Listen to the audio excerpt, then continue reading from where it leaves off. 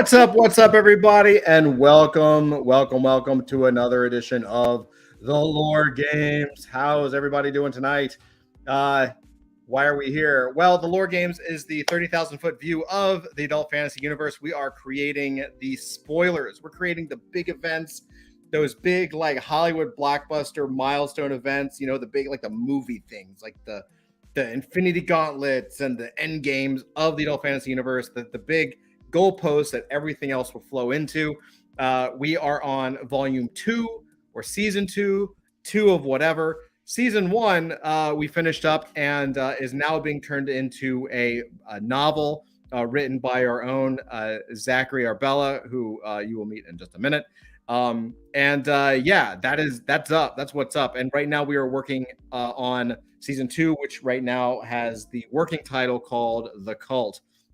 Andrew is back from the break room, and so we can go and get on. What's up, KG Lore Games? What's up, Rageous? How are you? These guys beat the tar out of me last night in our word game thing, but that's okay. I don't hold a grudge. Anyway, all right. So let's go down the row to my this direction, stage that direction. Dusty Sky, what's up, man? How are you? Everyone's all muted. You got to unmute yourself because I muted you guys.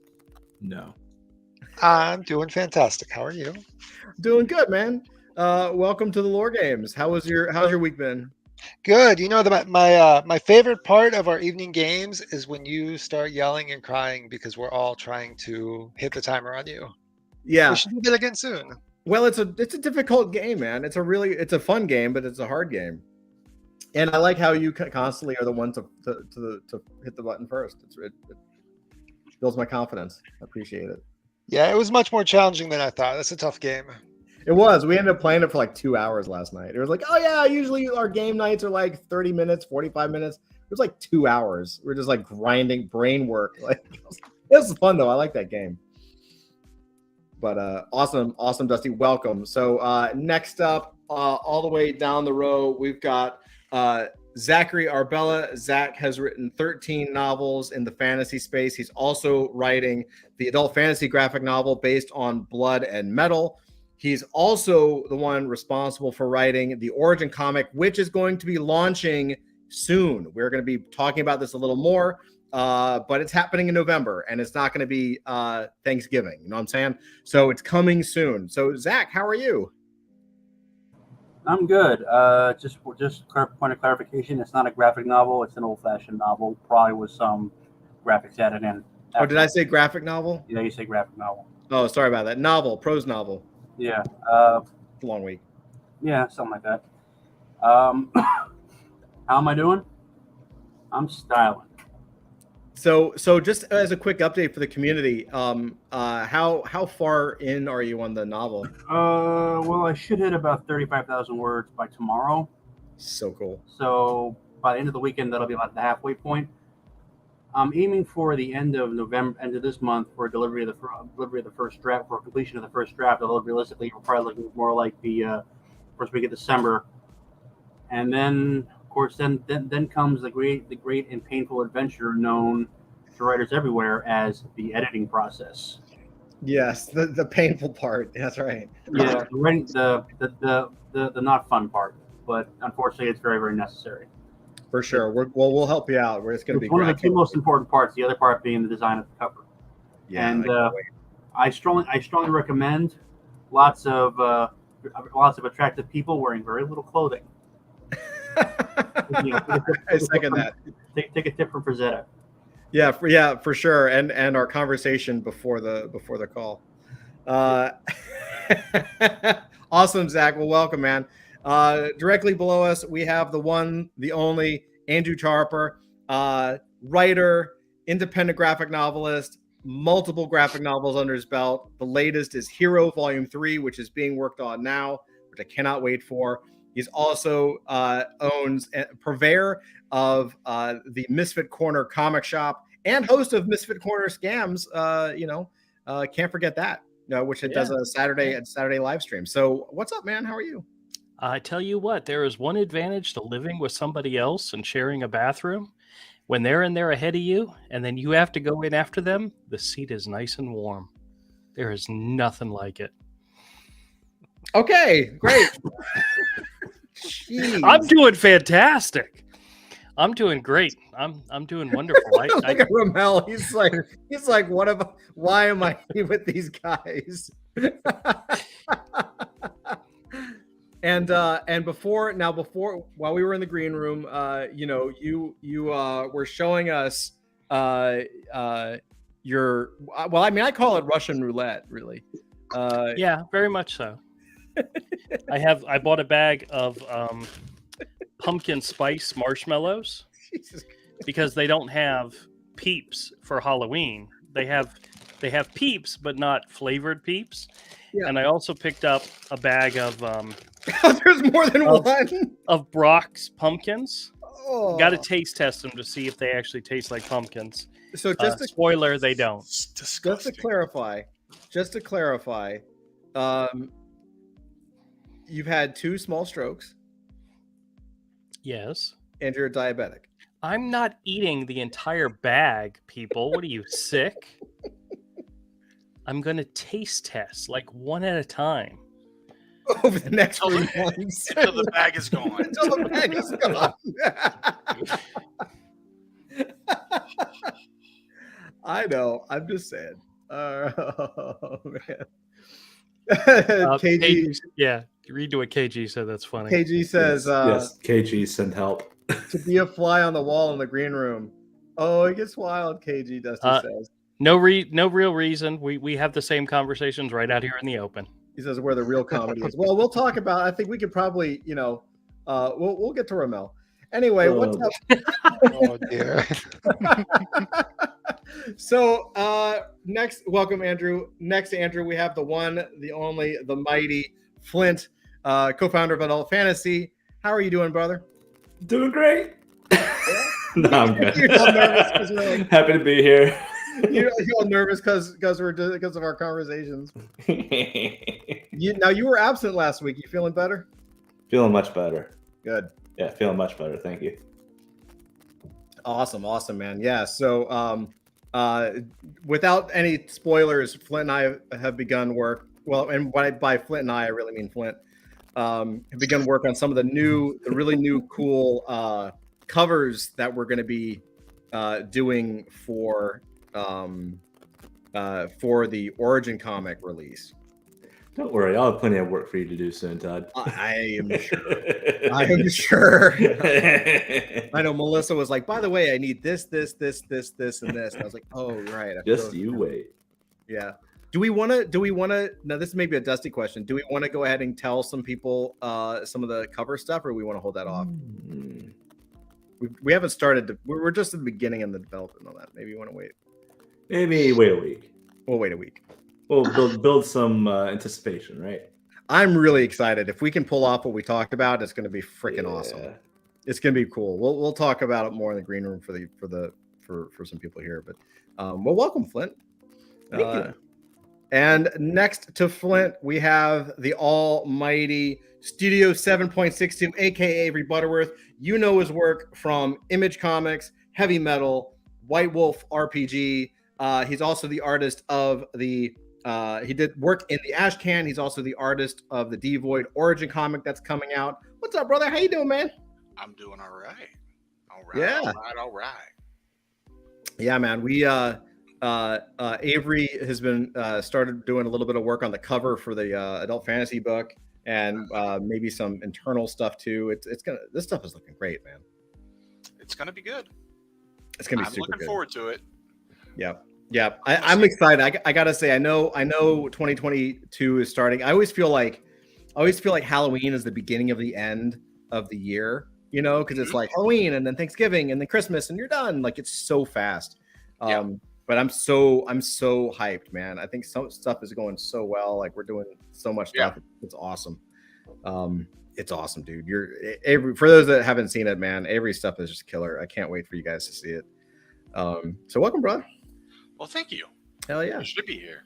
Absolutely. And last but certainly not least, at the bottom of the stack tonight, we've got Ramel Davis. How are you doing, sir? Ramel is a top-notch storyteller, artist extraordinaire, and just just an awesome human being, of course.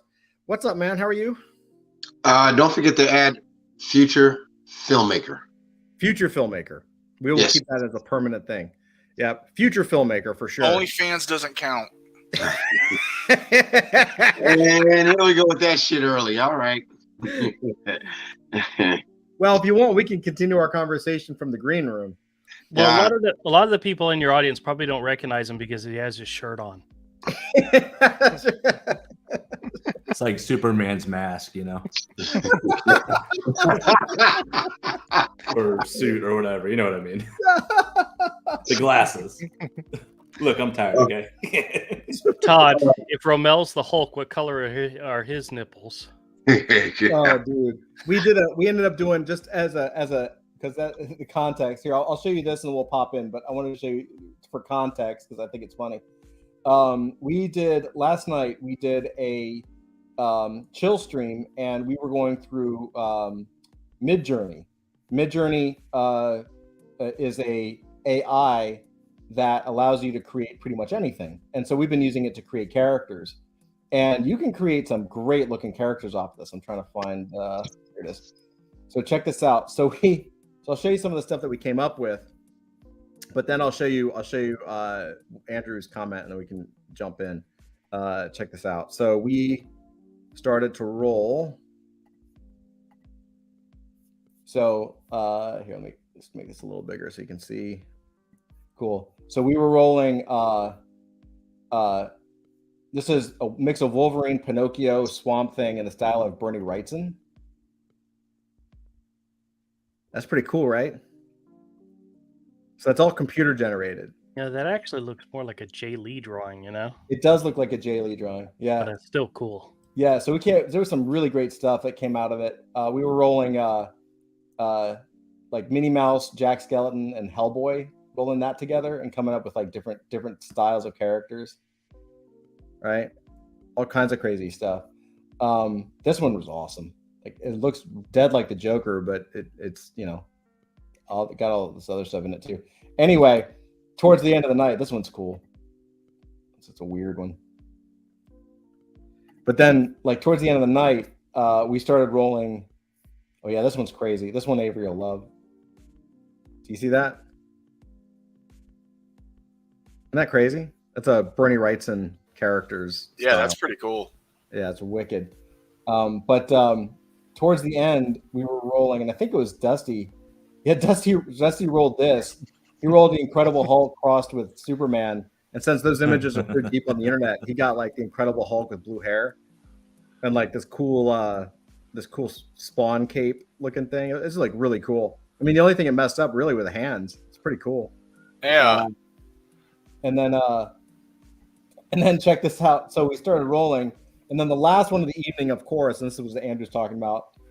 Something happened. It looks like the Incredible Hulk is crapping out Superman, like taking a dump on Superman. But I don't know if you can tell, but Hulk's nipples in this one are red. Yeah, So they're inflamed, gave him like inflamed red nipples because he's like chafing. Well, he's just crapping out Superman's suit or something. Yeah, That explains it. It's understandable. Yeah. So, but hell, considering it's an AI and it's just kind of making this shit up, it's pretty awesome. But yeah, so we're using this. Our community is using this to create new characters for adult fantasy, and I'll show you one. I got to bring it up. Well, see, this is where I get in trouble because I don't want to like. Here, okay, I'll show you this one. Mix of Hellboy, Jack Skellington, and Minnie Mouse. Isn't that cool? Oh Pretty wow. awesome. Yeah, that's pretty cool. I love how it gave the Hellboy horns, but then it turned it into a bow. Oh, yeah, that's super interesting. Isn't that interesting? Anyway, and so the community's been doing some great stuff, and we were just kind of doing demos of like how the stuff works. Look at this guy. Looks like Ramel right there, with the shirt off and stuff. Not yet. By the time I make my first film, possibly. Not yet. Oh yeah, here you go. There's the last one. That was in the style of Boris Vallejo. Pretty cool, right? Anyway, so that was where that joke came from. And it's good to tie in because it's awesome to see the community doing like amazing things. So let me share the board of stuff. Here, I'm going to move people with their camera on. I'm going to move you guys a little higher since it's a little more interesting. So there we go. Awesome. So Andrew, you are way more pithy than I am. Where are we? What are we doing? You want to give us a little recap? I honestly don't remember where we left off, but I'm sure everybody out there who's watching knows the story so far. We left off Ghost of Times Past, Nemesis revealed. I think we started digging into some major changes to the storyline, including the fact that the Cobalt Fox and more about his powers and what his powers actually are. That's right. And one of the big changes that we made to the story is instead of book 2 being a buddy cop type story with Cobalt Fox and our main character Nathan running from the law, we're thinking that Cobalt Fox is actually going to sacrifice himself in the end of this story and give all of his powers to Nathan. And one of the twists we came up with is that anytime Cobalt Fox killed someone, he absorbed their psyche, their essence, their soul, something. We don't know exactly what yet. And those people are always with him. And one of the things we talked about was when he went to prison, he found religion as a way of blocking those psyches from attacking him completely. And by giving his powers up to Nathan, he opened himself up to all that psychic energy from all the people he had killed. And it ultimately leads to his demise. But we added the twist that when Nathan absorbs all of Cobalt's powers, he also gets Cobalt's essence, entity, soul connected with him. So we did come up with the idea of continuing the buddy adventure together, but having we Yoda ghosted him. Cobalt Fox like a ghost. Yeah. Yeah, we Yoda ghosted him. Yoda ghost. Yeah, that's a good idea. That's a good way of putting it. And then Zach actually had a great idea that I'm just remembering. And so what his suggestion was for tonight's game to actually start diving into other characters, because we're at that point in the story where the bad guys are closing in and all this stuff is happening, but we still don't know a lot about the warden, the psychiatrist, all that kind of stuff. Like if there's a gang leader we had talked about at one point, so we can start to bring this kind of stuff in. So really what maybe we'll do tonight, I will let me pull up I'm going to pull up the 8 steps, the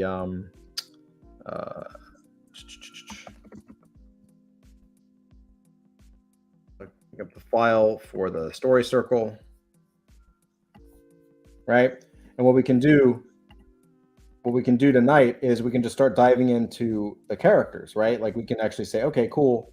Let's say that this is which character would you guys like to start with? I say we start with the psychiatrist, just simply because she's our big bad and we really haven't delved very much into her. She's our big bad, but she's sort of like the Easter egg reveal. She's like Thanos, right? And I think it's important for sure because that's going to give us more structure. But how do you? He muted himself. He hit the table and he muted himself, and I haven't been able to hear anything he said. How do you see her as Thanos? Well, I mean, she's a bad guy, but she's not the main bad guy of the story. The warden would be, or the prison guard or whatever, right?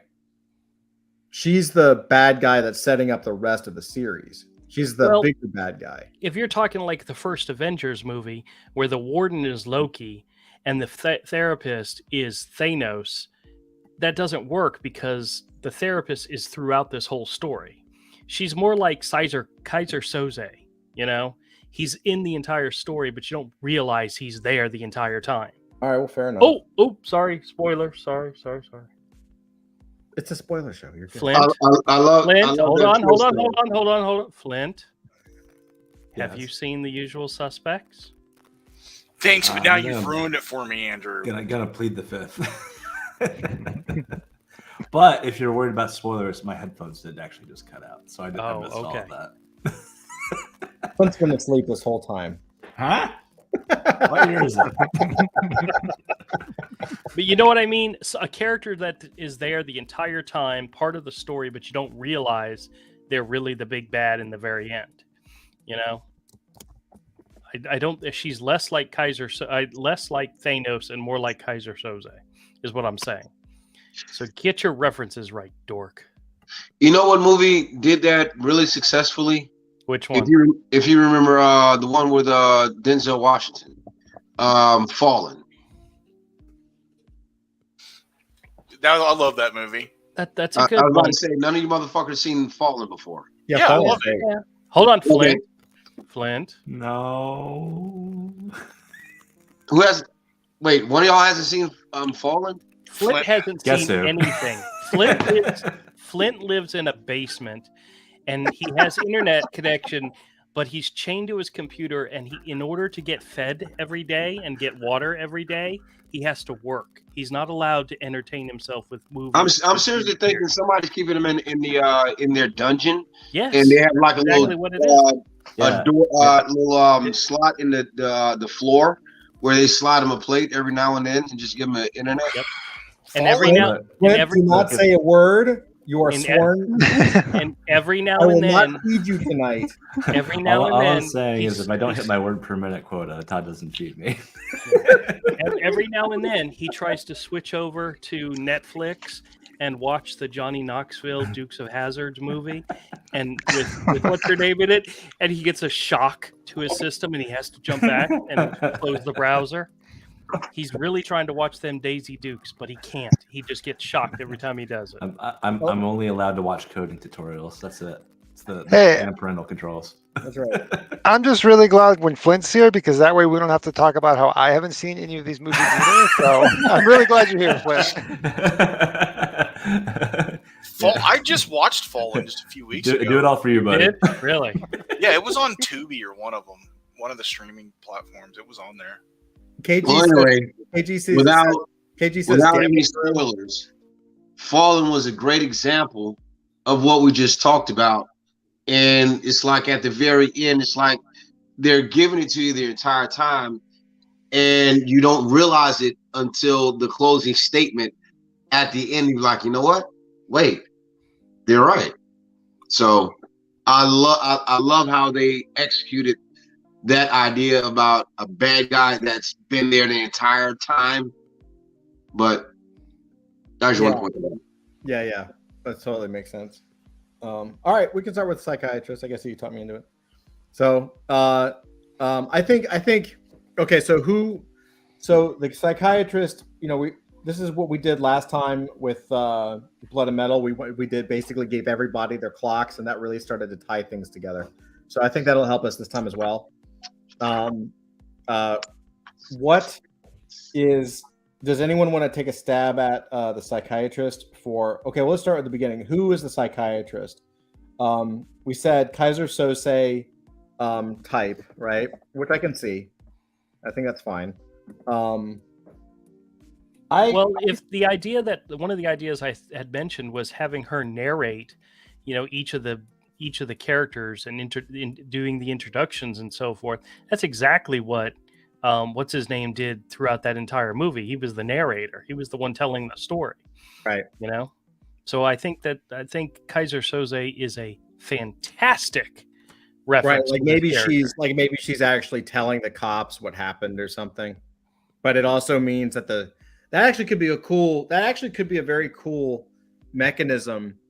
Now that I think about it from a writing perspective, because if she's the one being the Kaiser Sose narrator, and if just for instance, let's say you even had the same setup, let's be uncreative and say it's actually her being a narrator in the police station, giving the information, right?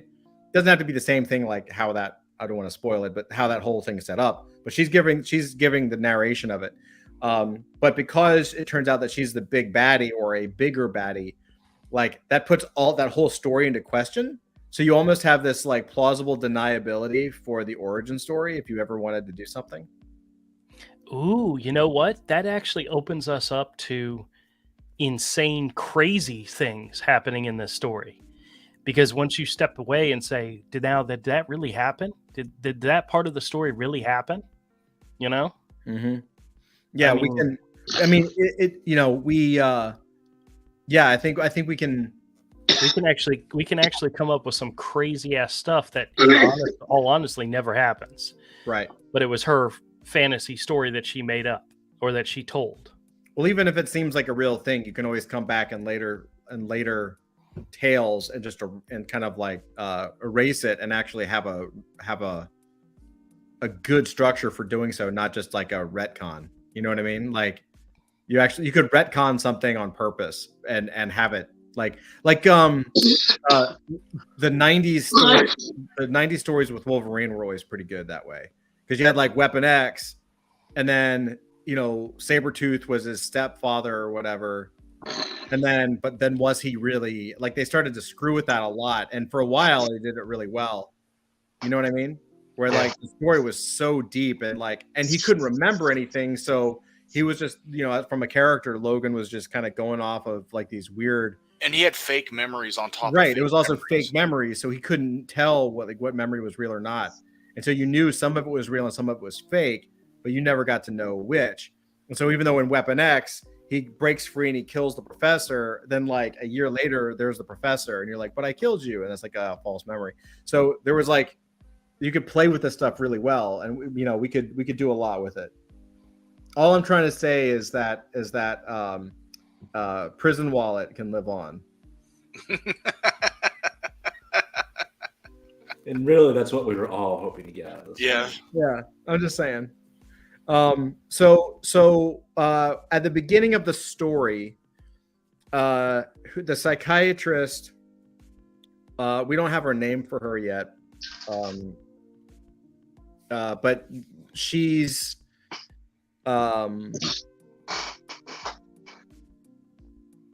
I guess, who is she before the what's her arc? So her arc, let's just big plan before we write anything. So her arc is going from, at least, I mean, going from mild-mannered psychiatrist to being the big baddie, although she already is. So I don't know what her arc, how would her arc work going from I guess.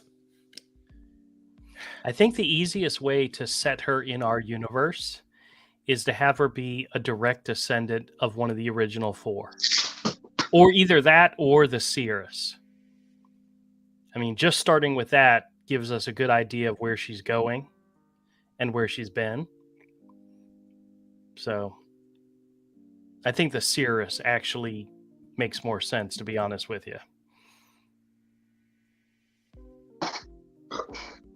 So is that what we're going to go with? Yeah, sure. Sure, go with that. Go with that. For the Seeress? Yeah, that's what I was thinking too. Yeah. Well, I said it first, so. Yeah, she's a part of some, splinter cell of one of the cults, but they're rogue.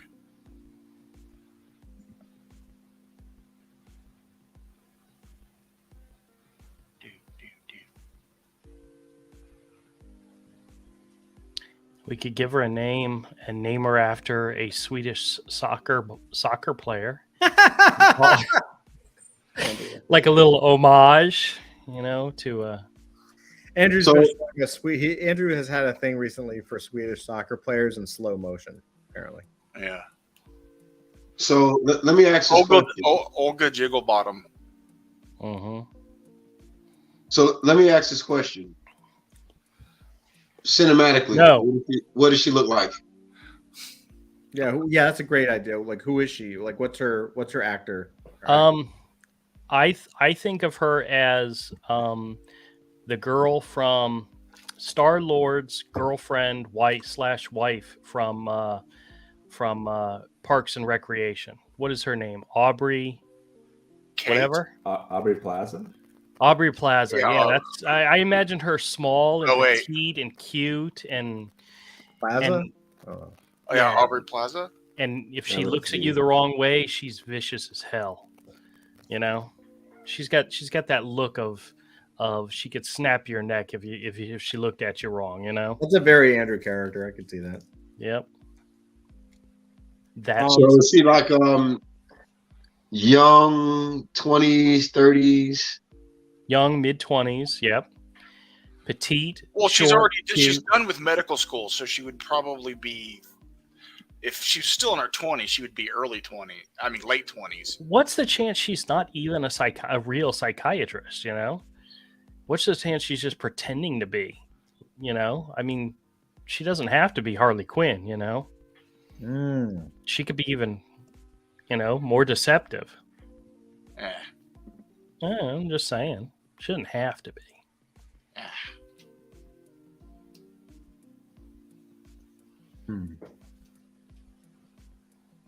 Or I mean, she could be like a intern or something like that. Well, remember one of the other suggestions I had was to give her a power that she could influence people in suggestions. Maybe she got the job by suggesting to somebody that she was a trained psychiatrist or an intern. And no, the fact that she looks so young is irrelevant. She's a psychiatrist. She's a practicing psychiatrist. And the honest truth is, she's really not. She's really a psycho. And, well, I don't think this is a prison who is making the prisoners fight. I doubt that they're really trying to get to rehabilitate the best of the best. They're really experienced psychologists. It could be as simple as that too. Although I do like the idea of her having that power of persuasion. I think that's really cool. Or maybe she persuades him like she's doing a paper. She kind of maneuvers her way in. She says she's doing a thesis on criminal psychology or some shit like that, and that's how she's able to actually get in and access certain inmates and have conversations with them or something like that. That's just me. Well, I think in our world right now, it sounds like she's been in the prison for a little while. If she's pulling strings behind the scenes, I wouldn't expect her to be new. That would put her at least in her mid-30s. I would say 30-ish is good. Oh, maybe she's 120 years old. She just looks like she's mid-20. I mean, you know what that reminds me of? Perfect example of that. Remember in what was that movie? I can't stand it. They came after it was Glass. Remember the psychiatrist? Yeah. That treated both of them. Perfect example. Remember how old she was? She wasn't old, but she wasn't young. The whole thing strikes me as that.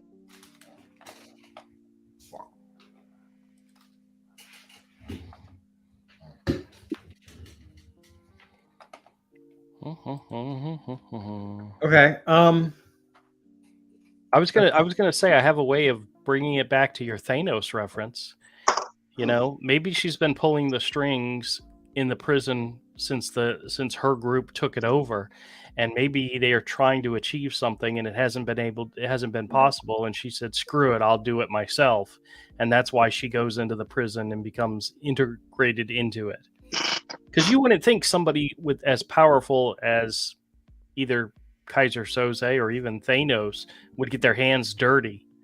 But then again, if it's so messed up, oh wow. Sorry, I was just on YouTube. Got distracted by a shuffle dancer.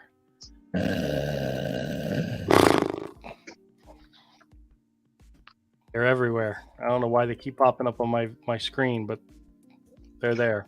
Because you keep searching for them.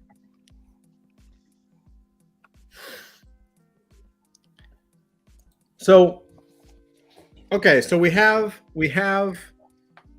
a psychiatrist. This is her cycle. So what is she before the prison? Because I like the idea that the need is like her cult or her sect needs to achieve something. We can talk about that in a second. And she ends up saying, I'm going to do it myself, or she gets assigned or something of the like. So like what who is she what is she doing before she jumps into the need and the go, right? Like she's like a not a henchman, but like she's a power broker. Yeah. And a distinction here too is, what did she actually do before she was at the prison? What did she tell people she did before she was at the prison? Fair point. Yeah. I think it would be what she actually did, and then we could go into what she tells people. Right? So we can know who she is as a character. Like, well, she's the head of a cult. We know that for a fact.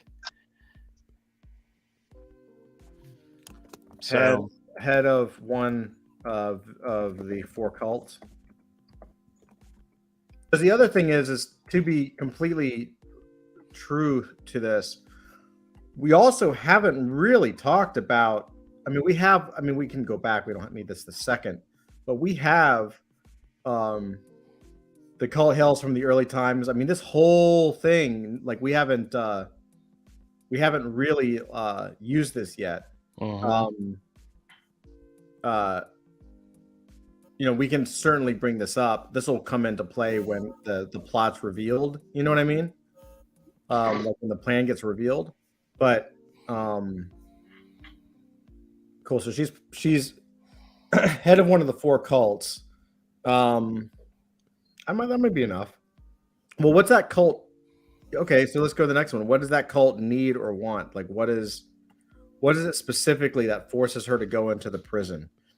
It seems like we talked before about how the prison was in the control of another cult, and there's like this power struggle. Yeah, wasn't one of the ideas that we had, the prison was used as like a training facility for superpowered heroes? Yes. And it was the villains, the bad guys that were getting sacrificed, and the villains rose up and took over the prison, and now it's the villains, the cult, that actually runs the prison. Maybe their goal is to create the anti-superhero team group.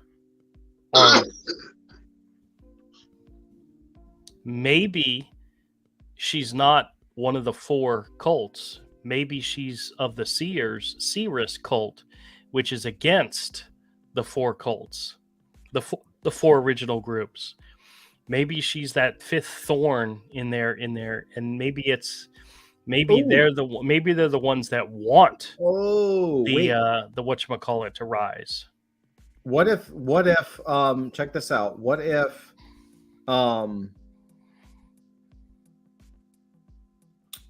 if she's not one of the head of one of the 4 cults, right? She's a member of one of them, but she is a descendant of the Seeress. In our universe, we can still define what that means. What if the Seeress descendant cult is sort of the Watcher cult, right? Like she's a Watcher, but it's not the same. What she's doing is actually like basically interfering. Like she's not just watching, she's directing for her own good. She's manipulating. She's manipulating the outcome. Well, yeah. If we go back to the origin, Pause. Okay. Sorry, only because someone's mic is shorting out. Who is that? Somebody's mic is popping. I'm gonna guess it's Andrew. Yeah, I'm gonna vote Drew. It was Andrew. I muted you for just a second. Yep, there you go. Didn't we have this problem last time? Yeah, you got it now. All right. But does that make sense? Like she's a watcher, but she's actually like. Well, let me break it down real quick. the original 4 brothers, the original 4 Watchers, were preparing for the Primordial's return, and they were going to protect the world from the Primordial. Maybe the Seers group, because remember we said maybe the Seer survives, and she's the anti-4. She wants the Primordial to come to be reborn and to destroy the world and take over the world. Maybe that's the what this group is, what their ultimate goal is. Now, if they know there are people out there in the world preparing to protect the world from the Primordial, maybe their goal is to build an army of superpowered people to stop them. Just that simple. And maybe this whole taking over the prison, recruiting and keeping track of prisoners and finding the ones that are best suited for their purpose, that's all, build up to what they're planning on doing 20 years from now when the Primordial returns or is risen again. Maybe it's something as simple as that. Well, granted, that's not really simple, but you know what I mean. Sure. So, okay, fair enough. So the superheroes are being trained. They think it's target practice, but really what they're doing, what the underlying sort of like behind the scenes puppet master kind of scheme is that they're prepping these soups to fight the Primordial should or when the Primordial returns. They're being recruited as an army to fight the Primordial when he rises. They don't realize that. They don't know that's what's happening, but that's what they're. I think we thought said General Steele or whatever. That's one of his, global plans is to have an army of soups on their side. Right. Yep. But she's the antithesis. I like the fact that she's like she wants, maybe she becomes down the road, she becomes the catalyst, and that she's responsible for the return somehow, right? Like we can bring her up. I mean, we can do whatever. So then her goal in there is to watch, but also, if it was me and I wanted to make sure that these people didn't happen, I mean, basically she would be like documenting the soups, like recon. But then is she sabotaging, or is she going actively against? Like, it doesn't necessarily make sense to, and she documents the soups recon. We talked about the files that look like the cards. Ooh, what if one of her goals, because a lot of the powers that people have in this world are hereditary, maybe she's looking for the strongest villains in this group in order not to go after them, but to go after their children and to recruit their children. Maybe this is like a Pied Piper type of story where she's I don't know, maybe that's going too deep in it, but if there was a super villain in this prison who was like super strong and deflect bullets like a Luke Cage, impenetrable skin, and she finds out that he's got like 3 children, maybe she's focusing on that in order to eventually recruit or kidnap or whatever this person's children and use them in the future, because the powers could be hereditary. Much like the idea that the 4 passed on whatever it is they had to their kin. Yeah. That could be even nastier if she's not there just to find the best candidates for her army that she's building, but to actually find even more. And maybe this is the best way to do it, is to get to know these people and find out their histories and so forth. And not only that, I don't know. Well, I like where you're going with it. Like she's kind of vetting the parents so that, like, if it is hereditary, that she'll already have ownership over the children, in a sense. So she already knows what their limitations are going to be before they even manifest, saying their powers or something like that. So it's to have like kind of leverage before they're mature enough to realize they're being manipulated. Well, one of the things we were talking about is when Nathan escapes, he has to hook up with Cobalt Fox's daughter or somebody related to Cobalt Fox. I think it's a girl. I think it's his daughter. I think maybe that's how the psychiatrist knows about her, is through the lineage and through all that stuff. I don't know if we have to bring the daughter into it anymore because we established. Well, it's the second book. That's the second story. Well, yeah, but I don't even know if we need that anymore because I don't even know if the daughter is a hook anymore because we're wrapping up the relationship of Cobalt Fox in this world, and the death of the dad. So I don't know. Are you telling me you're going to deny Nathan a booty call? You're just so mean to this character. With Cobalt Fox's daughter? Yeah, it's kind of weird. Sure, bro. Why not? Why would it be weird? It'd be Anakin, and if we just discussed that he's got Yoda ghost. Yeah, I know. Think of how horrible it would be, but it would be cool. I'm just kidding. That would just be weird. Anyway, it could be. It could be hilarious as well. Yeah, banging a chick with your dad's face. That's weird. No. Right. Well, while the ghost of the dad watches. So here's the thing. Here's my question. We're talking about the 70s. I mean, come on. Yeah, if you're banging a chick in the 70s and a Yoda ghost appears, can you finish? Todd? Yes. Do it or not. There is no try. Wait. Like Todd would know the answer to that question. I'm going around the table. Todd, can you finish? Do or do not. There is no try.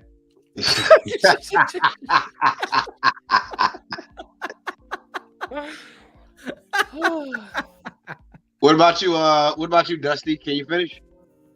I think I have something burning in the kitchen right now. I'll be right. Smart man. Roman, Zach, can you please explain to Flint what a Yoda or space ghost is? And excuse me.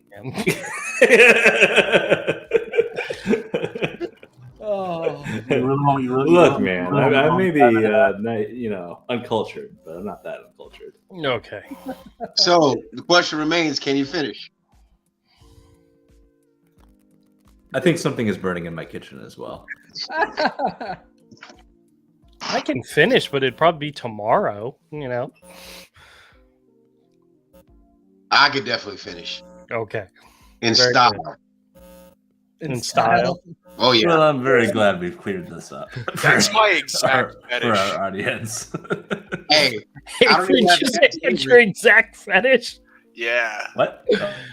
Avery, you can finish, couldn't you? Oh boy. Yeah, that's my exact fetish, dude. Yeah. See? I pay for that. Anyway. Hey, what'd you say? The Yoda ghost is gonna be extra? Oh. Chris I need my off the rails meme. Hold on. No. All right. So back on track. Yes. Really back on quick. track. So here's what I'm thinking. Okay, she's in the prison, or she's. We know. Basically, she's the anti. She wants. I love that idea. She wants the primordial to come. She wants to be the one. We can figure out the reasons why in a minute. Like why her? Like what is it that drives her? Her motivations. What's that? You say her motivations, her personal motivation. Yeah, we can figure out what her motivation is in a minute. But she's the anti. So she comes in and she sees all the superheroes preparing basically. Maybe she has some inside knowledge or some occult knowledge that suggests that these are the superheroes that are going to be fighting the primordial, right? It's clearly now. This is the fulcrum time. So, or it's coming soon because this is the 70s. So I guess it would happen later than the 70s. But that's the other question. Like we're taking place in the 70s, and my assumption is that primordial comes now because we have a 70s story, 80s story, and a 90s story. So some of these characters, like our Captain America character or whatever, I mean, we could make it that some of these characters. I mean, really, I guess really it could be about the superhero. It could be maybe the focus. It's not. Certainly, it's about the superheroes coming in and training on the supervillains. But the focal point superhero is this Captain America character, aka Richard Baggs, because he kind of like the super serum, like has like that an age retardant. So he's going to, in 50 years, aka 2022, right, or 2025 or whatever it is, the 2020s, he's still going to look the same. He's a little like Wolverine that way. Yeah. So this whole setup is really, I mean, yeah, they bring other superheroes in because maybe he's part of, like, I don't know, the Avengers of 1970s or whatever. But it's really about him. So her job, I mean, it does make sense. I see where Andrew is going with the kids, because the kid could grow up to counteract, because basically when they would meet, they would be about the same quote unquote age in terms of physical appearance. So she wants to counteract this. I think recon is important. So that's one reason, but I feel like for the sake of the story, it's not just recon. Like maybe she wants this now. Like we as the storytellers know that the primordial is not coming back until the 2020s or modern times or the future or something. But for her in the 70s, she wants the primordial to come back today. So she's going there to do recon, but at the same time, her mission is to bring back the primordial like right effing now. And so maybe before the super team can get formed or something, with this guy being the head. Right? Like she wants to bring back the primordial like right now. That would be my thought. So she's going to do. How would you do it then? What's her goal for bringing the primordial back now? Actually, a better question is, how can you bring the primordial back? How can you bring it back? Right. Well, she has we kind of established a little bit in our discussion that she has the gemstone. She has that she has Prime's gemstone. Maybe there's something or someone in the prison that know that is the key to unlocking it. Maybe it's Cobalt Fox. Maybe it's Nathan. Right? Maybe there's some. I mean, yeah, Nathan. I mean, that would be her attraction to Nathan, is like he has some kind of key to unlocking the gemstone that he doesn't know about, that would then call the primordial, which would destroy everything, right? Kind of like early Hellboy stories, right? Like you remember like those early Hellboy stories where you had I can't remember his name, but you had that that satanic looking dude, and he's like calling the demons, and all of a sudden the portals are opening and these giant like Rasputin, right? And the worms are coming through and all that kind of stuff. Like, she has what if the key to unlocking the primordial is hidden within the gem? Maybe the souls of the founders are in the gem. Maybe there's some psychic element that's connected to the gem that she doesn't know how to reach. And maybe she thinks Cobalt's powers could release what's in there, but he refuses to do it. Even when she tries to push him or persuade him, he refuses to do it and can't do it. And maybe she's setting up this whole thing in order for Cobalt to give up his powers to Nathan, where she can manipulate him later to do what she wants. Well, it's a plan, right? Like one of like if you look like Hellboy, if you take a page out of Hellboy, like the best stories in Hellboy that had to do with this were like where the demons would set up a plan like, oh, there would be some small disturbance in some weird village in some faraway, Transylvania, whatever. And so Hellboy goes there, but it's actually more or less a trap. It pushes him onto an adventure, and basically, as all the my plans are working perfectly starts to fall into place, he ends up landing basically on a pentagram, or knocked out on the pentagram, or whatever it is, the altar. And that was the whole plan, was to get him on the altar the whole time, right? Now he has to fight his way out, yada yada yada. So I think we could probably do something like that, like she. Maybe if we go back to Romel's chess idea, maybe she's playing chess with all the players, because remember, we imagine her as being the game player, not the actual pawns themselves. Right. Maybe she's thinking this so far in advance we can't even see it coming. Maybe what she's planning, what her ultimate goal for everybody in the prison, for Cobalt Fox, for the warden, for Nathan, for everybody, for Captain America. Maybe her plans for everybody is so far out that nobody's going to see it coming. Right. And maybe every single thing that happens is part of her plan. I agree. It was her manipulation and to get everybody. Maybe something happens and the people reading the story are going to go, why the F would they do that? That doesn't make any sense. But ultimately, it's her moves that she's making through the entire story. Right. Maybe even the fact that Nathan escapes in the end was all part of her plan as well. That's what I'm saying. Like, I think, and that's why I think, like, having her be that Kaiser Sose character, which is actually even her story, like, she could, because it's her whole plan, she could actually be running cover because she has the power of suggestion anyway.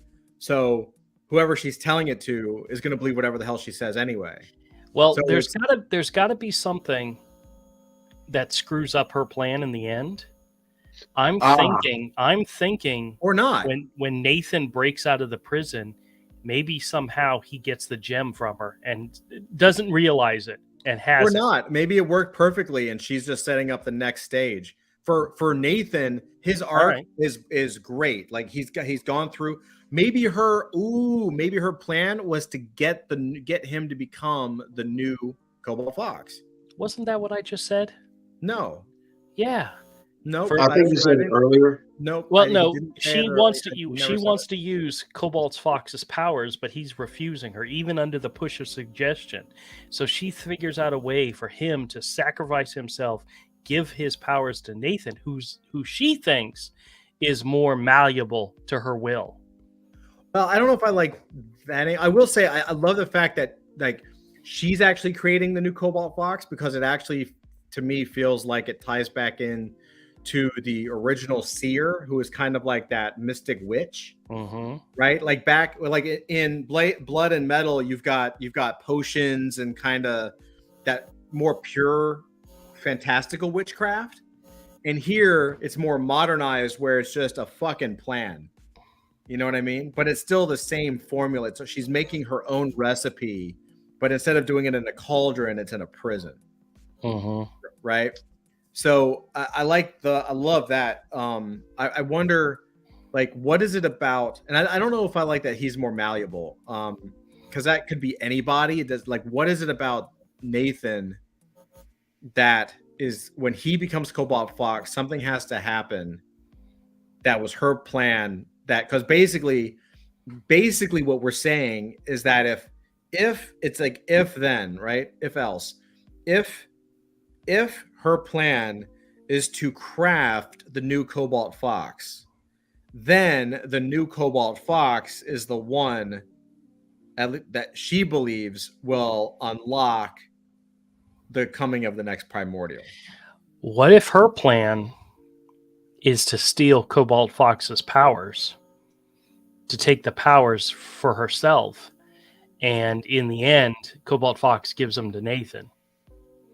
It screws up her plan, but it's still something she can work with when he's on the run.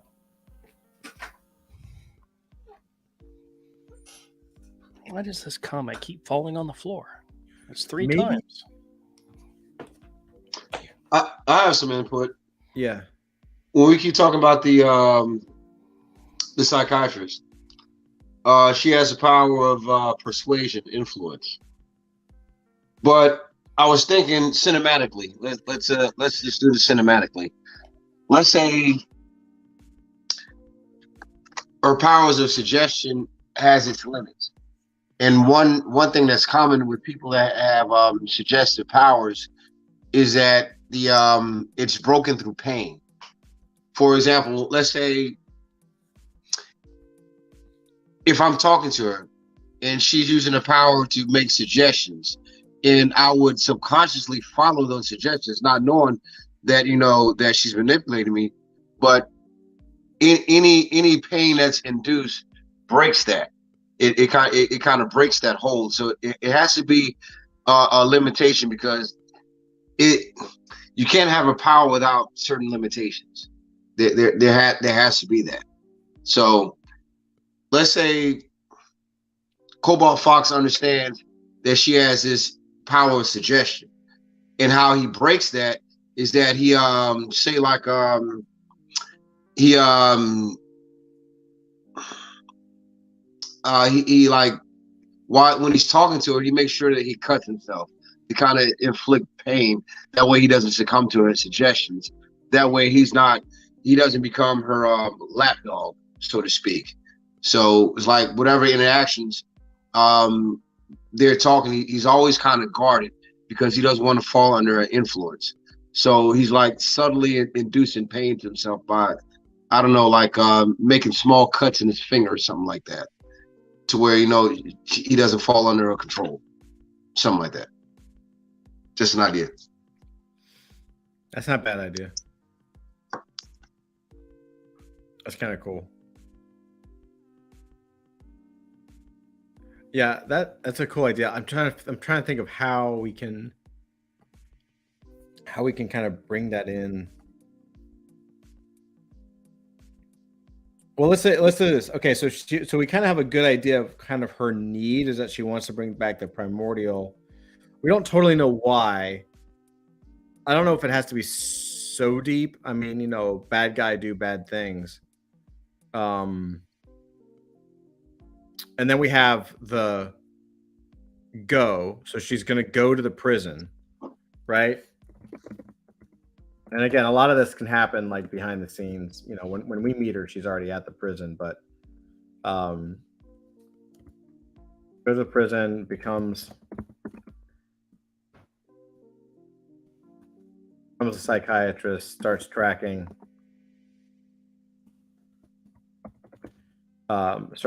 powered characters, powered soups, both good and bad.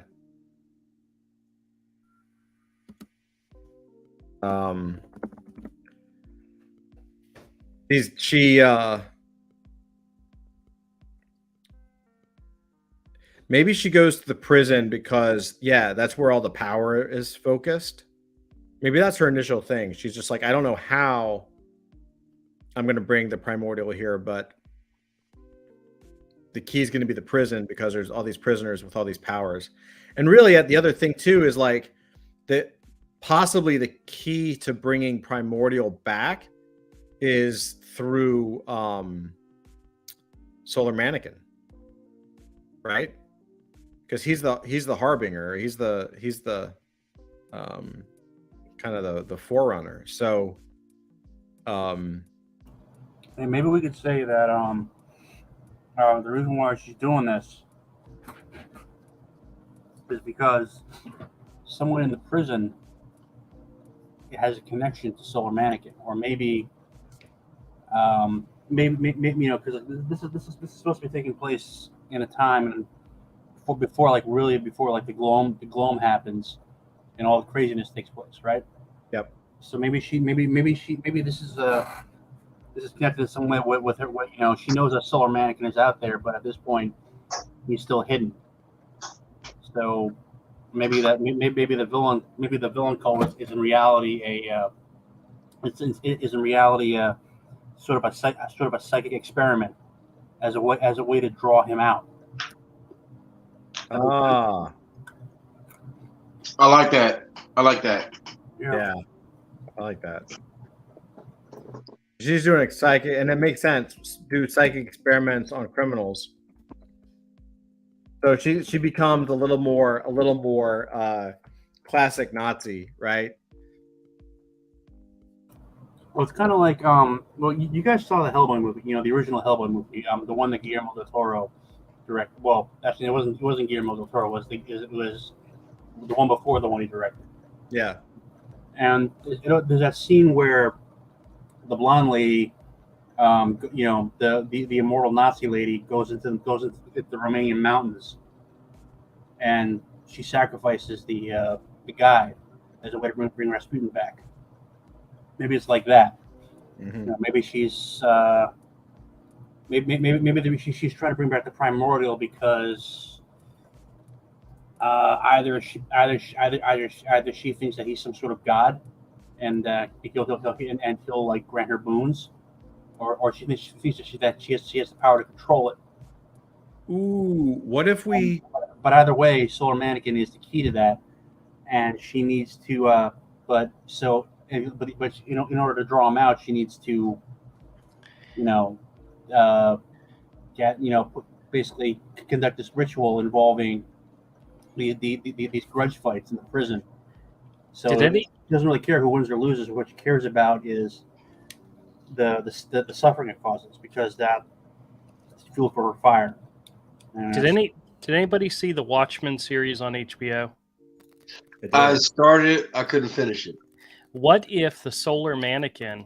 What if she believes Solar Mannequin is in disguise, living among the criminals in the prison, and she's trying to find him and unearth him? Maybe like Dr. Manhattan, he's somewhere in the prison, and maybe that's where they're focusing, is because they believe Solar Mannequin is in disguise as a human or a superpowered human amongst the criminals. What if we maybe when they took over the fights, they're using the fights to help, like try to draw them out or something. Draw them out, yeah. Well, the fights have been going. Technically, the idea was that the fights have been going on for a while, but they've been going on for a while, right? But I've been struggling with why would the criminals continue the fights after they've overthrown? Well, we talked about like a death race thing where if you win your battle, you get released. And that's how the criminal at the beginning of the story got out, is he won his fight and was released. But he did something stupid. And the Captain America character steps in to bring him back to jail because he didn't want to go back to the jail because the prison was horrible. So technically it makes sense. It makes sense. Trust me. Don't fret. It works, Don't fret. What if we pulled a page out of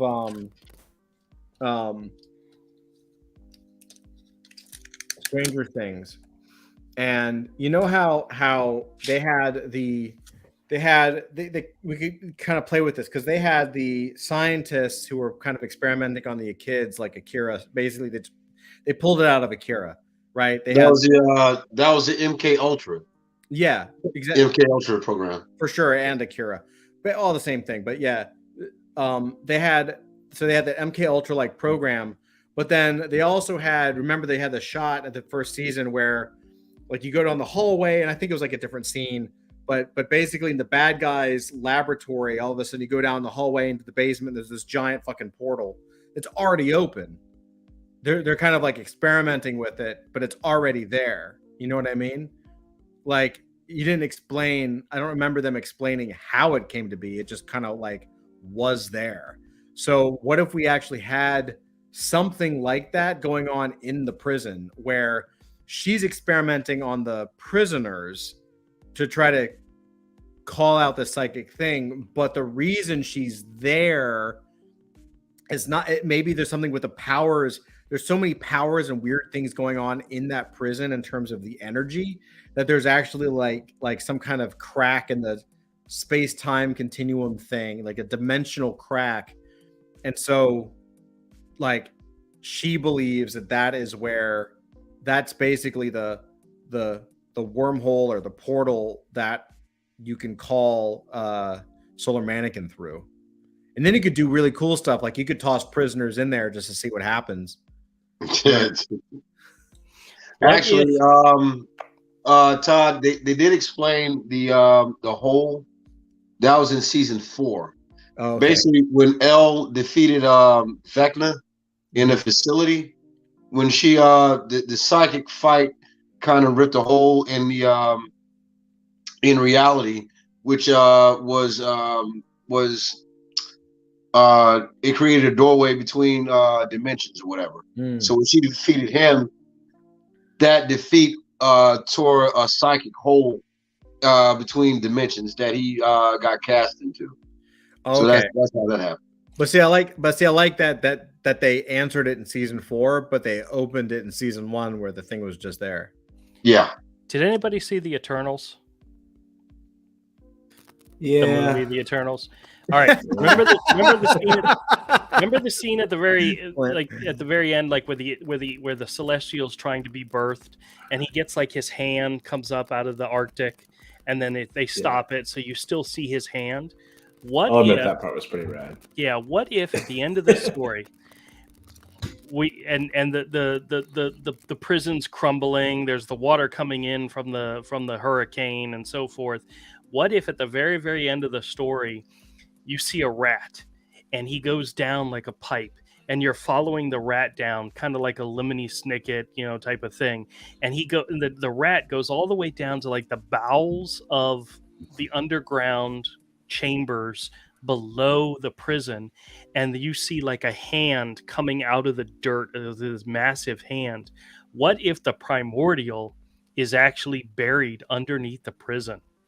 What if her goal is to find the solar mannequin, to raise him up, to bring him back to life, and he's been there the entire damn time?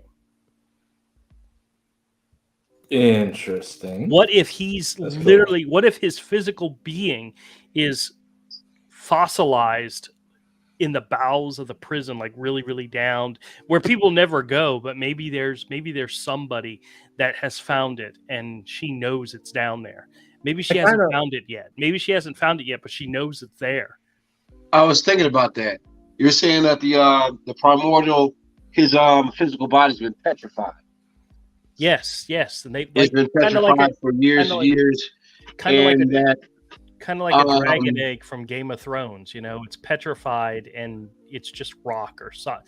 And she knows that somebody like the solar mannequin can give him back the energy to break free. And it doesn't happen. It's going to take years and years to find the energy to do it. But maybe she thinks solar mannequin is in the population and she's trying to kill two birds with one stone. Maybe, I don't know. Maybe it could be something as simple as that. Or let's say, in order to reincarnate the primordial, it needs a human host or a human medium, and Solar Mannequin can be that, but he's too afraid of it. He's trying to avoid it. Whereas she wants it, and she's trying to find him, but in case she doesn't find him, she has another candidate that she's trying to raise, and that would be Nathan or whatever.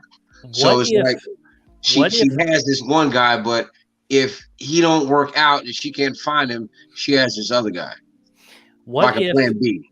What if in order to bring the primordial free, she needs 5 things? She needs the gem, and she needs a direct descendant from one of the 4 brothers. And we already know Cobalt Fox is one of them.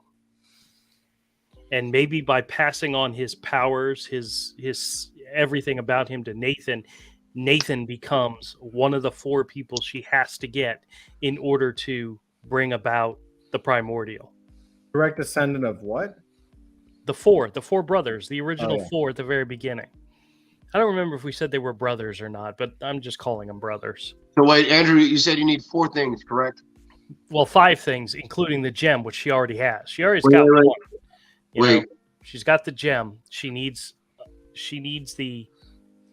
a direct descendant of the original 4. And Cobalt Fox is one of them.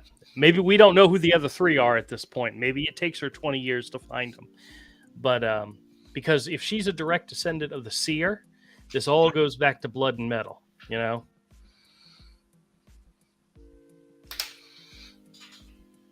Remember, she's thinking 30 steps ahead of everybody. Yeah, that's pretty cool. But I think the idea of the primordial being physically beneath the city, beneath the prison, ooh, we could have so much fun with that. I will say that I like a couple things. One of the things I really like is I like the idea that Solar Mannequin is in the prison. I also like the idea that he's actually not like, this is what's so cool about kind of doing this as a multi-book thing, however it is, because you can have a young prisoner go up against the Captain America character and be saved, fight a little bit, maybe to get some shots, but maybe be quote unquote saved by Cobalt Fox. And then in book 3 or whatever, or the third part where it's the present day, that character who was in his 20s in prison is a lifer, is now in his 70s or 80s, right? Kind of like on death's door, lifer, sitting there with old beard and looking, all Merlin like. But then, like, all of a sudden, when the time is right and the time is ready for the primordial to rise, he just walks through the bars and sheds the beard, and you realize and kind of morphs, and you see that at Solar Mannequin, and he just starts moving through people. Like, basically, he's been there the whole time pretending, right? So, and that would give him that would give him the kind of like you, it would kind of give a reader or a viewer like, oh, that was a guy from book 1, like that was in there for a couple of minutes, like, you know what I mean? Like, he's been there the whole time. You establish that he was there. He doesn't even have to be a side character. He's just one of the random prisoner number 52 that gets dumped into the pit. You know what I mean?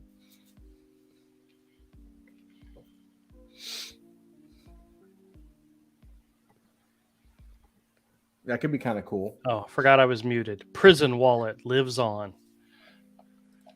Prison Wallet. So let me ask this question: so, Solar Mannequin, is he a shapeshifter, or can he pass his consciousness from body to body? He's kind of like Silver Surfer.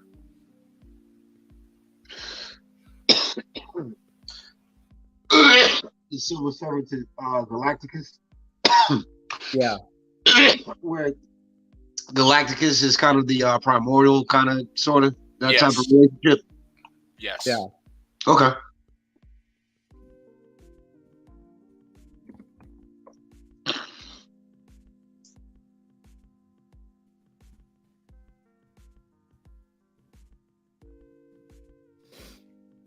Interesting.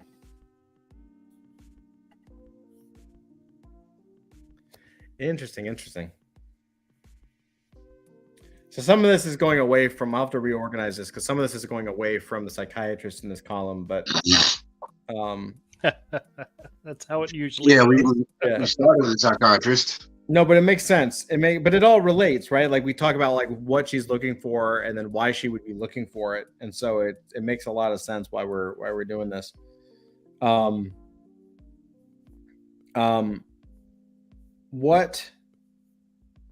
So we talked a little bit about her search. How does she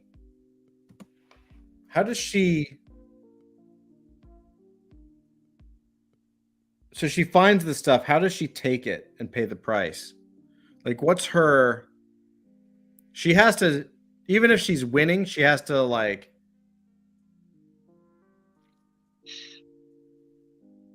it could appear that she loses even if it's part of her plan.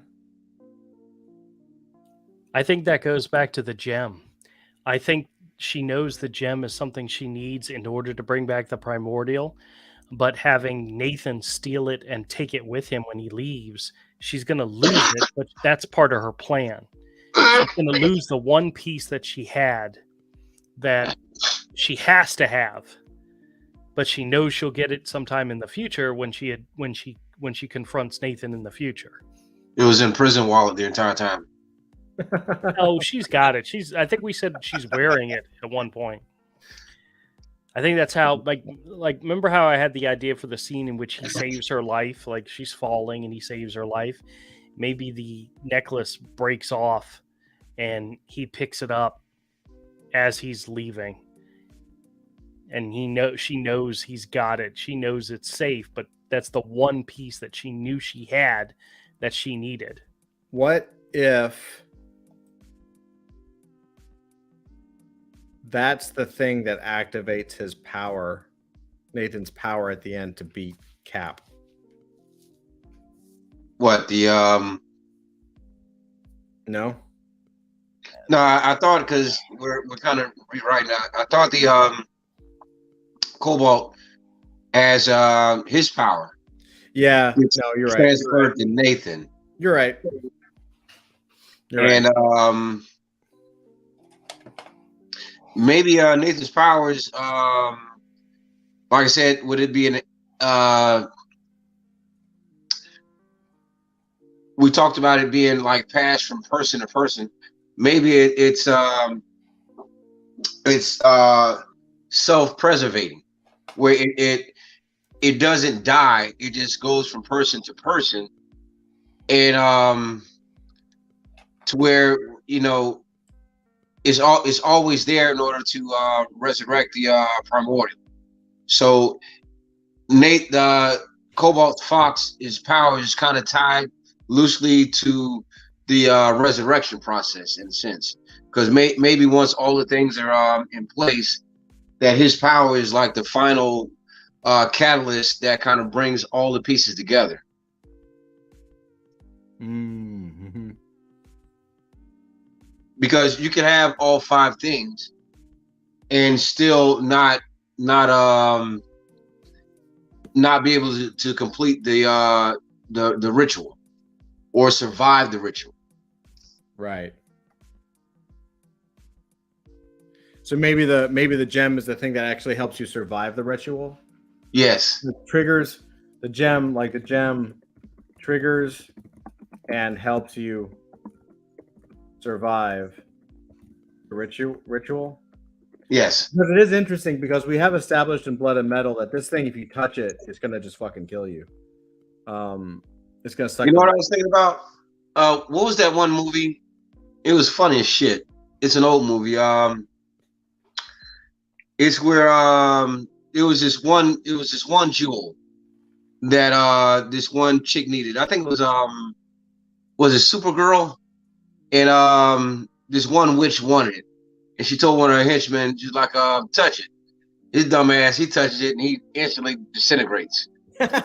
So he's like, damn. So then he tells like one of her slave bitches, like, yeah, go ahead and touch it. And she's like, didn't you see what the fuck just happened to that dude that touched it before me? And you know, her being a slave, she ain't got the trouble. Like, bitch, if you don't touch that, you know what's up. So she touches it and she survives. So part of the thing that protects it is that no man may possess it. But that was the thing. No man. It didn't say anything about a woman. Oh yeah, I remember. What movie was that? I remember this. I think it was Supergirl. Maybe it was Supergirl. Hey, what's up, Dr. Funk? Welcome. Yeah, I don't remember. What up, Dr. Funk? Yo, what's good, everyone? How you doing, brother? What up? You remember that? You got to YouTube though, because I remember this. Yeah, that dude touched it, and that was the last scene he had in that movie.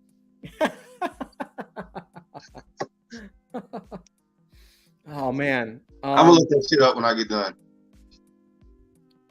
Yeah, I'm pretty sure it's Supergirl. That was like the. It was bad, but it wasn't bad as Superman 3. Was Superman 3 the one with Richard Pryor? Oh yes, God. I mean, God, yes. Dude, I like that. I like that. That was a good one. Come on, what are you talking about? No, correction. It was no. Superman 4 that sucked. Superman 4 was worse. Wait, which one was Superman 4? Superman 4 was the blonde bodybuilder son. Solar. Oh yeah. Yeah, that was that was the one where Canon Films took over the franchise. and they basically got Christopher Reeves to come back by basically promising that he could basically do whatever he wanted with it. So he basically turned it into like a giant rant about the environment. Yeah, that was a nut. That was Or was horrible. it nuclear weapons, one or the other. Dr. Funk says, "Good man, just popping in to see the magic happen." Yeah, awesome, brother. We've been doing this for usually what happens after we go on for it's been about an hour and a half. So now things usually go off the rails, but you're more than welcome to stay. I can already sense it starting to go into other things, but yeah, man, you're more than welcome. Damn. But back to what we were saying about that Superman 4, the one scene that will live on in infamy was when the that sun fucker was flying through the building, and you could see the actual rope pulling him through. Ramel, can we use that name? Can we make the What? character Sunfucker? Fucker. Yeah, okay, it's yours. That's a character. Sun fucker.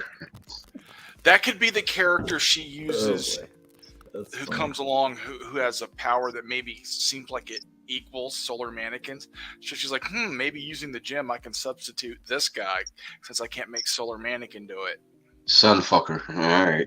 Yeah, maybe I'll change it. We'll do because we'll do like Sun Phunker Funker. Sun. I don't know.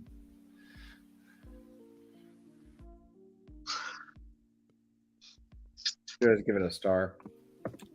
Yeah. Yeah, prison wallet's okay, but sunfucker, that's too far. Look, you gotta draw the line somewhere.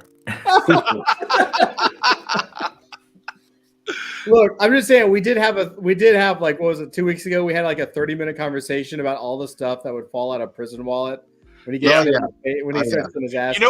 You know how you could use Sunfucker is give him a real superhero name that's Sun something, but everybody calls him Sunfucker because he's a pirate and nobody likes. Yeah. That would be the way to do it.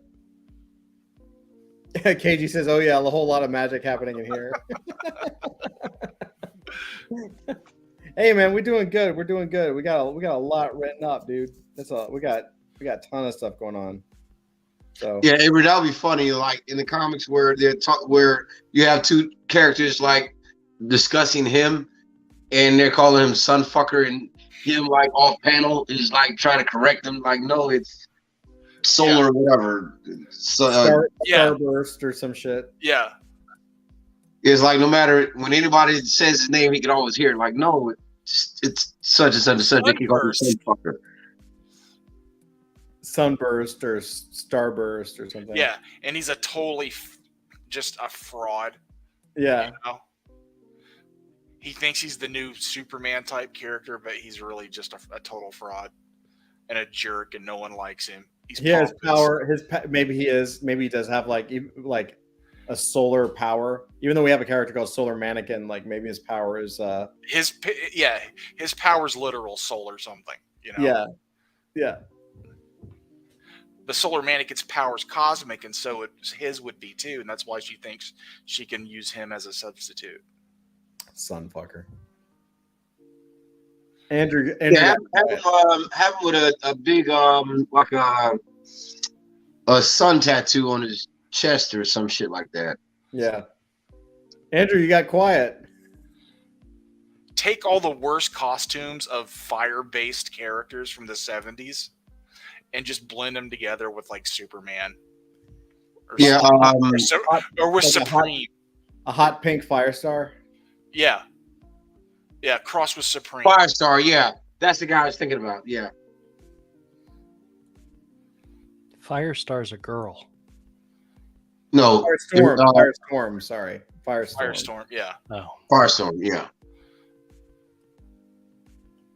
I got quiet because I was answering my fan mail on my other page.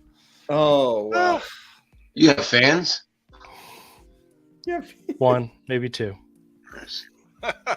They're called son and daughter. No, I'm just kidding. They don't care. Hey, I'm happy other people super chat them besides me now.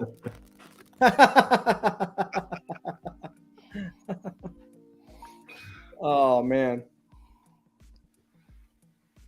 Well, I'll say this: we hit our hour 30, so I feel like our new time we did it good. And I feel like we're going off the rails. A perfect segue. So, we'll chill. We can hang out. If anything else comes up, like let's do it. But it doesn't have to be. I think we deserve to go off the rails a bit for sure. So we can finish that conversation I was having right before we went live. I think it was Dusty's turn. I need to go feed the cat. I'll be right back. Wait. Didn't Todd say the rules were we all got to turn on our cameras and we all got to take our shirts off? No, wasn't that part of it? Did not say this. What was? It wasn't the. What? There's Ramel. No, look, no one wants to see that. Thank God he doesn't have the big pictures up because my stomach just flashed. Oh, there we go.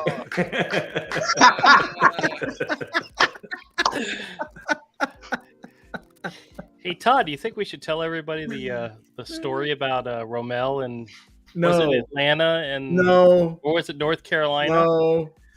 Look at that. KG says, "Okay, I'm leaving." Run! Oh man. Wait, what happened in North Carolina? No, it wasn't North Carolina. It was Atlanta. You don't want. Yeah, it was Atlanta. Ramel, you don't want to be. You don't want Andrew telling stories about you, sir. I really don't. So that's why I'm asking you, Todd. You went shopping for underwear. Oh, Yeah. Wait, did you shit yourself?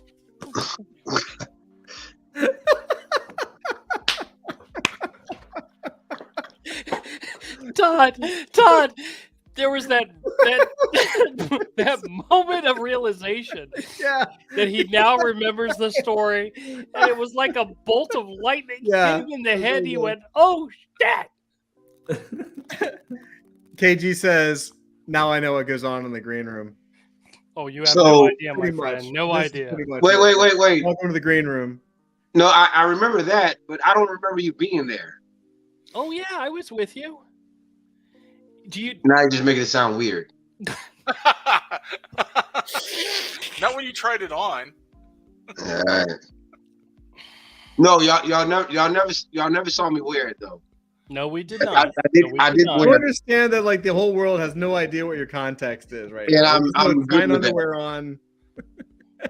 I am so lost. Banana And hammer. I'm kind of glad for it. I feel like I want to be lost in this. Oh, don't worry, in Flint. this When situation. soon as it says off stream. No. we'll tell you the You story. can't leave the As soon as it audience says out of off it. screen, I'm hitting leave studio.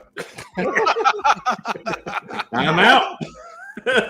No. You can't. You can't. Technically, this is not a story that I can tell. It's a Romel story.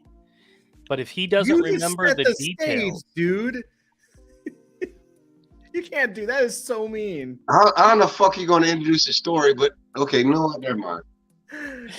I have no problem telling the story, but join us tomorrow night on Todd's stream for the Comics Channel, where we tell you the story of Romel, the strip club, and the G-string. he's looking at me like, wait a minute. He's got all. He's like, which one? I've got a lot of those. because I do have a story. I do have a story behind that none of you motherfuckers know about. So that's why I had to double check. Like, wait. Anyway, I'm just gonna sip my tea. Romel, What's I in hate that to tea, say Todd? it, we have a lot of stories. Wait, And they're not- wait. There's a rule here.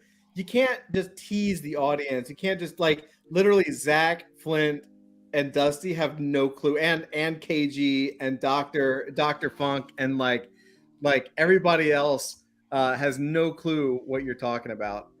Although Dr. Funk says he fell off a stripper pole once. Romel, did you ever fall off a stripper Today, I pole? don't know if it's a hell no. No, you kept a good hold of that pole, right? Again, made it sound weird. Anyway, I don't even know how to change the Thanks topic. for coming to anymore. the stream, guys. We should be. Let's bring Flint and Zach and Dusty into the conversation somehow. Hello. Once you started going on about Romel and stripper poles, I slowly started backing away, and with a metaphorical barge pole in my hand. Dr. Funk says that thought I could Likewise. go upside down like a pro.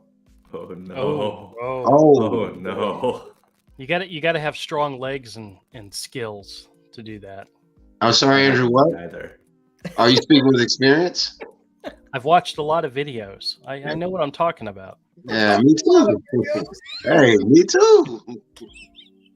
You But too. You had to pay your way through college somehow, you know. Yeah. Yeah. Oh man. Funny thing, the money I got for college, I spent on comics. So Wise choices. Hey, well, okay, I got. So I actually got a good topic. A little bit. KG says Dusty's still in the kitchen. So yesterday it was revealed on stream that Andrew owns an awesome comic shop. Legit, it's a great comic shop in Florida. what did I reveal yesterday? Was it yesterday? Wednesday? Or was it earlier? Well, it was just you and me and Dusty yesterday. So I don't know if I revealed a lot. You revealed yesterday that you accidentally deleted all the data from your sales. So you now had to go through your entire comic shop because you're an anal retentive weirdo. Yes. You had to go through. There was like 6 books missing out of your database now. No. It's more than that. It was $43 worth of comic sales, and I don't know which comics I sold. So I'm having to go through and scan every single issue in and do a full audit of all my comics in my store. Only about 15,000. So he's going through 15,000 comics to find $46 worth. Look at Ramel's face. That was what I said. I was like, really? Brutal, like that sounds painful. How's it going? Very good. I'm well over 5,000 of the books. I'm a quarter of the way or a third of the way through. But yeah. Dr. Funk says, dude. That's what I'm saying. Take the loss. But like, so you're have you found any that are like not that were missing? A couple, yeah. Well, I'm still going through because I know for a fact that one of my regulars bought a couple of more expensive issues. I just don't remember which ones. So I can't let it go. So Dr. Funk says that's like one extra value meal worth of unknown. He says it's gonna be okay. I told my wife the story and she kind of just rolled her eyes and just let me do it. Well, here's the thing. What's going to happen when you find out that you have $52 worth instead of the 46? Like that one kid that snuck a comic under his shirt or something. Well, what's going to happen is when I'm completely done with the audit, whatever comics are missing will be counted as those comics that were sold on that day. And what I'll do is I'll write a formula, because I'm really good with formulas, that'll break down the amount of money I know I made on comic sales and equally distribute it over those particular comics that are missing from my inventory. Technically, it means at the end of the year, I'm not going to have any loss when it comes to comics because everything that would have been lost is actually going to be sold on that day. So I won't have any comic loss this year, but I will most likely be taking a beating on what I sold those issues for. That's not too bad then. It's only $46. 43. 43. Yeah. That's not too bad. But if somebody stole like a $30 book from me, once I'm done calculating it, I may have ended up selling that book for 75 cents or count it as being sold for 75 cents. Because because everything that's missing has to equal $43. Right. You can divide it up. Right. Exactly. Wow, man. Yeah, that's comic geek nerd stuff, man. That is nerd. That's store owner geek nerd stuff. That's like geek nerd is like here, store owners down here, and then anal retentive me is even further down here. Well, it'd be the opposite, right? You'd be higher up on the nerd ladder. Oh no, trust me, we're sucking the bottom of the pool. See, I thought you were going to bring up my desire to be a teacher at Hogwarts, because that was an interesting story. Look at Ramel; he's just checked out. Was that on stream or not? I can't remember if we talked about that on stream or not. Never mind. No, I'm just waiting to finish the conversation right before we went live. I just want to hear everybody's input. Oh, okay. You look, man. You can bring it up. Okay. Well, wait. We should take a vote. We got to take a vote because everyone knows what Romel's talking about before the green room. What? My Do we? kitchen's on fire, so. All right, we'll go back to the green room. We'll go back to the green room. We'll go back to the I green room. delegate my vote to Flint. We'll go back to the green room. Man, you guys are a bunch of wimps. Dr. Funk said, "I appreciate your dedication." Yes, absolutely. All right. Well, with that, we're gonna say thank you guys. Thanks everybody. Dr. Funk, welcome. Hope we got some value out of you. Caught the tail end of a weird conversation, brother. But yeah, welcome. Join us tomorrow night. Wait, Casey's stream. like, oh man, oh man, do we? You're not missing Todd, anything, KG. Todd, let's promise the audience something. Okay. We're going to, once we go in the green room, we're going to tell the Romel story, and it's going to make everybody laugh their asses off. Tomorrow night on the comic stream on Todd's channel, if Romel doesn't join us, we will tell you all the story. Oh, well, no, you can't unless Romel's got to give permission, man. He's doing it right now by not saying anything. Hey, fine, fuck it. I did it. No. We know you did it. You can say no, Romel. Romel, Wait, listen, okay. listen, no. I gotta tell something to Romel. Romel. No, only the Atlanta story. Only the Atlanta story. Oh, that's fine. That's fine. The what's happened to us over the years is our memory is not perfect anymore. Todd and I have told the same story, and we've gotten details completely wrong. His story is wrong, my story is wrong, but together it makes one great story. So we need to get your input before we tell the proper story. So that's why we got to do it in the green room, because I remember exactly why you were looking for as Avery was saying, banana huggers. I remember the reason. Banana hammock. Banana hammock. Okay, I remember the reason why you were doing that. Banana hugger. That's a different score. I need to It's get your a pouch, input. not a sleeve. A banana hugger. Do y'all remember what it looks like? No, I do. I never saw it. I never saw it. I think I have a vague. I mean, I think I remembered. Was it like black with the little studs on it? Had like the silver studs on it. Good night, everybody.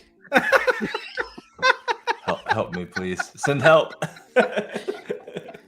No, I think it was an elephant's trunk. I think.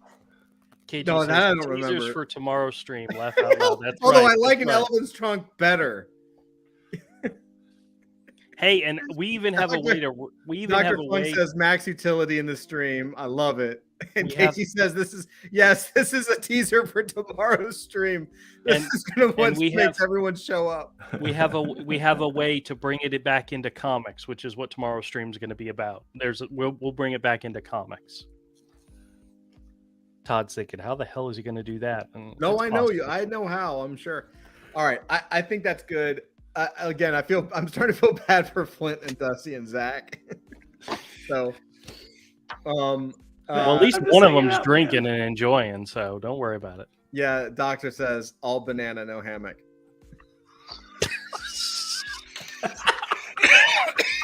Oh God! KG says join AF tomorrow as we reveal quote the famous banana hammock. Oh, no. Good night, everybody. Track, man. Good night. Good night, everybody. And everybody wants to know why we came up with a weird name like Adult Fantasy. I don't understand. Doc Not says, what you think. I told my wife I needed to stay up for a YouTube stream. she's gonna ask me what I learned. Oh man, welcome to the party. Oh, dude. Oh, all right. I think we should call it before we get worse. Seems wise. It seems wise. Yeah, I can tell by half the crew here wants to go deeper, and half the crew is like, yeah, cut the feed.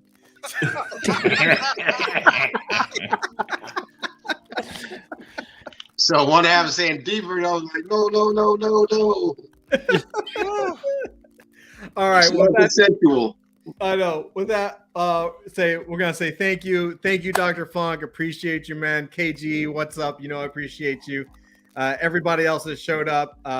Dusty, of course, is in chat. Rageous, what's up, man? Willie D, everybody, love you guys. Yeah, tune in tomorrow night where we reveal the classic story behind the famous banana hammock.